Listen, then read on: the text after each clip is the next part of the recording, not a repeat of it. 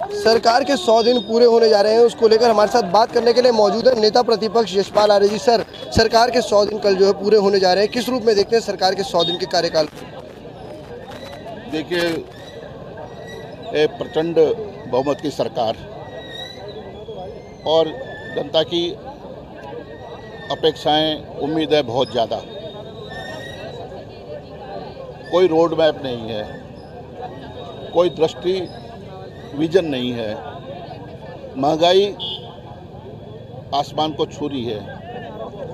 सबसे बड़ा मुद्दा है बेरोजगारी।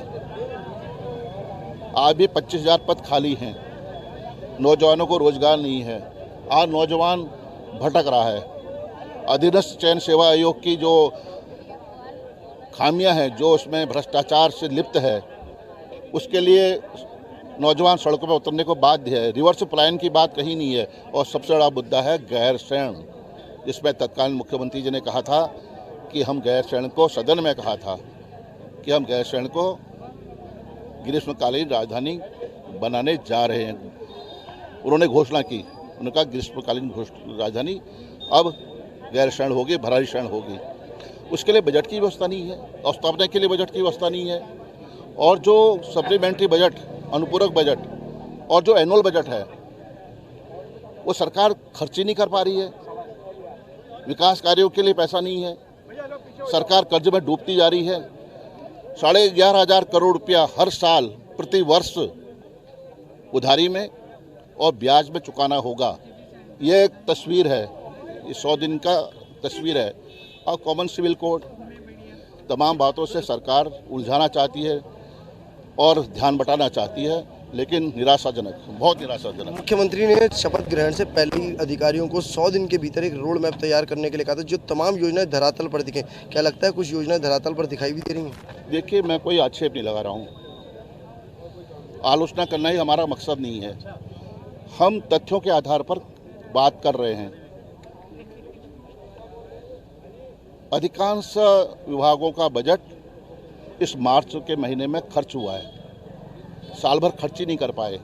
और मेरा मानना है कि लगभग 1550 करोड़ रुपया सरेंडर हुआ है, खर्च ही नहीं कर पाए। ये वानगी है, इस 100 दिन की वानगी है ये। विपक्ष की भूमिका क्या रही सरकार के 100 दिन के कार्यकाल में? आपने देखा है, करीब से देखा है। हमने सदन में भी सरकार को बाध्य किया है जवाब देने के लिए। जवाब नहीं, सवालों के जवाब नदारत, असहज महसूस करते रहे माननीय मंत्रीगण, सवालों के जवाब से बचते रहे। और जो हमने तथ्य रखे हैं उसका जवाब सरकार के पास नहीं है। इन 2016-17 से लेकर 2021-22 तक 70,000 करोड़ रुपया का कर्ज लिया है।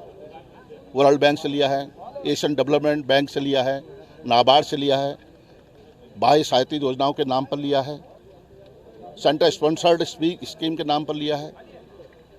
और राज्य गठन के से लेकर 2016-17 तक 35,000 करोड़ का कर्ज वो राज्य को था। और 2016-17 से लेकर 2021-22 तक 70,000 करोड़ रुपया इन 5 सालों में उधारी ली है। और बताना चाहता हूँ, 11,500 करोड़ रुपया उधार और ब्याज राज्य सरकार को हर वर्ष चुकाना होगा।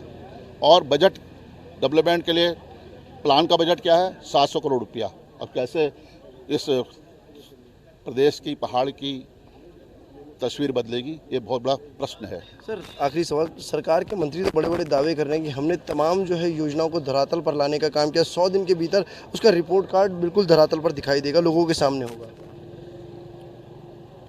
अब देखिए ना, मैं नहीं कह रहा हूँ, ये जो बजट है, ये जो तस्वीर जो दिखाई दे रही है, वो बजट एक नज़र, उसमें सारी चीज़ें तथ्यों के आधार पर हम कह रहे हैं। और ठीक है, अगर काम हुआ है वो धरातल में दिखाई देना चाहिए, दिखाई देगा। लेकिन कहीं पर धरातल में काम है। सिंचाई विभाग का 44% बजट खर्च नहीं कर पाए सिंचाई विभाग। अन्य विभागों का भी यही हाल है। खर्च ही नहीं कर पा रहे हैं। जो बजट में प्रावधान रखा गया है, विभागवार प्रावधान रखा गया है, वो सरकार को खर्च नहीं कर पा रही। विभाग खर्च नहीं कर पा रहा है, तो कहीं न कहीं नौकरशाही हावी है। तो ये थे जो है नेता प्रतिपक्ष यशपाल आर्य जिन्होंने सीधे तौर पर बताया कि सरकार भले ही लाख दावे कर ले कि तमाम योजना बनाई और 100 दिन के भीतर उसका असर धरातल पर दिखाई भी देगा, जबकि विभाग जो है अपना बजट खर्च करने में ही नाकाम साबित हुए हैं। कैमरामैन हरीश भट्ट के साथ में सौरभ भाटिया, इंडिया वॉइस, देहरादून।